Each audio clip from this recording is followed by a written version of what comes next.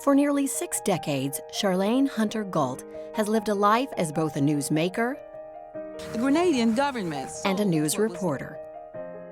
As a child, Charlayne followed the exploits of the glamorous comic strip reporter Brenda Starr and dreamed of her own career as a journalist.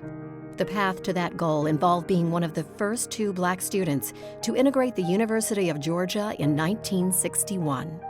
After graduation, Charlayne began her career as a reporter for The New Yorker and was the first Black staffer.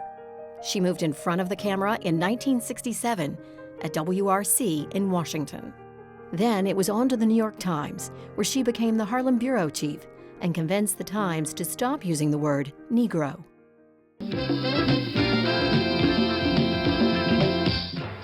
Charlayne Hunter-Gault is sitting in for Robert MacNeil in New York tonight, as she will be regularly from now on when either one of us is gone. It's her debut, in other words. Charlayne, welcome. Thank you, Jim.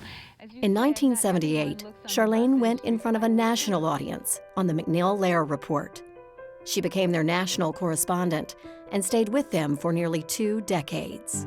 And joining us now to talk about Botha and his legacy is NPR's Charlayne. In 1997, Charlayne moved to South Africa as the African bureau chief for NPR. The rich and the powerful, embracing the poor and the sick. And then, as the Johannesburg bureau chief for CNN, Charlayne covered stories across the continent, including South Africa's historic transition to Black majority rule. Mbeki spoke eloquently. Charlayne stayed with CNN until 2005. She continues to write and contribute to various news organizations. Charlayne Hunter-Gault, CNN, Johannesburg, South Africa. She's written 3 books. A 4th is due out shortly, and today she's a sought-after speaker. Civil rights activist, reporter, news anchor, author. Truly a lifetime of achievement.